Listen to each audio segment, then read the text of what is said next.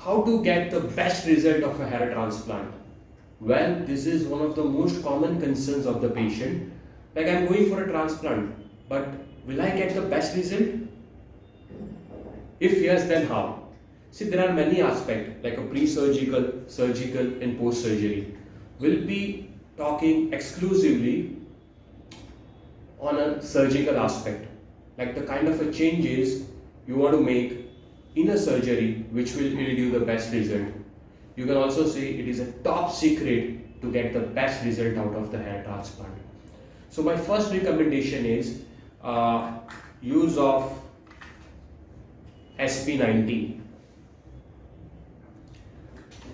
Well, there is a company called Swan Morton. The Swan Morton, this particular company, they are only into the manufacturing of the surgical blade.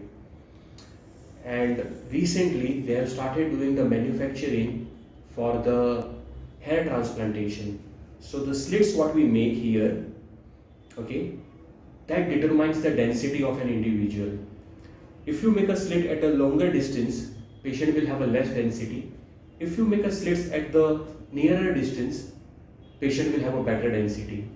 That is a one thing. And secondly, the tool which you are using to make a slits. There are many options, like you can use surgical blades, you can use just needles, you can use, there are sapphire blades available. But my personal choice and my favorite is SP90 because these are very thin. It is as thin as paper. One more thing is, if you will see the shape of a blade, at the tip, it is a diamond shape. So, when you make a slit or you make a punch, so the base is a broader and the mouth is small. So once graft is placed inside, it fits there well, it doesn't come out. So because of these two recommendations, I personally prefer SP90 blade, and it gives you one of the best density for your best results of a transplant. Okay, one more thing is to get the best result. When we do the implantation, we have to take care of mainly four things: angle, depth, direction, and density. I already spoke on a density. Now, which direction you're supposed to give? When you make a slit, like this is the person, we have already designed the hairline for him. So while I'm implanting the hair, if I will give the conversion direction, like here, if I will put a slit in this direction, and here I will put a slit or a graft in this particular direction, this is a conversion direction, I will never get a good result. Because no matter how many grafts you put, the hairs are going away from each other. So conversion angle or a conversion direction is not good to get a best density. What you're supposed to do, even here, keep it a center in a mind. When we give an angle, you have to put it inversion. So inversion angle of a graft placement, inversion angle of a graft placement will definitely give you the best result. It is someone like putting a 2000 graft in a conversion angle, and someone is putting 2000 graft in an inversion angle. The results will be much more different. It's simply, the hair will, here in a conversion angle, hair will spread like this, and in an inversion angle, it will give you the appearance like this. So that is how the direction in which you put the graft makes a huge difference.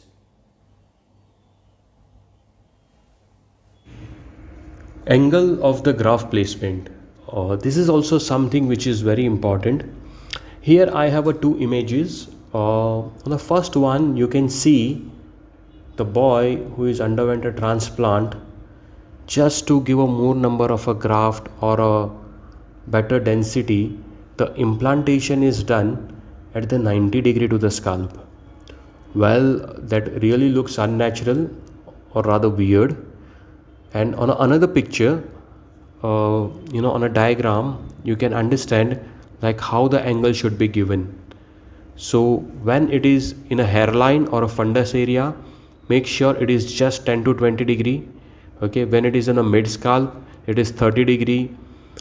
in a vertex area, that time by and large you're supposed to follow the pattern of the adjacent hair, and if it is totally like empty, then 35 to 45 degree, that is what the recommendation is. And once you do placement of a graft with such an angle, it gives you a natural result. It is just not about the hairline designing, it is also the angle in which you put the graft. I also want to make sure the first patient is not my patient, but doesn't make a difference, anyone can do a mistake. It's very important that we learn and we progress, and we give the best result to the patient whomsoever comes to us. Well, the pop out of the graft, it is something which is very common. I have been seeing a lot of the Facebook post and everything where I can see the graft is not inserted well at the correct depth. It is very important the skin of the graft merges with the skin of the natural tissue. So many times, the patients are confused, like, I have underwent a 3000 graft implantation and I got the result of only 1000. So why is it so? So here in two pictures you can easily see the barely some part of a graft is inside, while it is more than 2 to 3 millimeter graft is outside. In Indian patients, the length of a graft is around 5 millimeter, 5 to 6. So even if the 50% of a graft is not put up inside, you never get that result. Any which ways, after the transplant, patient goes to the shadow phase, they never realize that the graft is fallen off, and you come to know it's a failure after probably 6 months. So it is very important, whenever you are doing the implantation, make sure graft is placed at the proper depth. Otherwise, these pictures look very nice, like everybody feels what a density, but in reality the results will be disastrous, because more than 2 to 3 millimeter the graft is out, which is called as a pop out of a graft. For this particular thing, I always recommend that you just don't do the transplant in a one go. If there are more than 2000 graft, better you split it into 2 days. So after 24 hours, there is a primary epithelialization. Basically, there is healing occurs. Then graft do not come out. And when you do it on a next day, so you do not have to cross the safety dose of anesthesia also. At the same time, your result will be superior and you can avoid the pop out. So the golden rule is, make sure you do the transplant anything more than 2000 graft in a 2 sitting, not in a one go.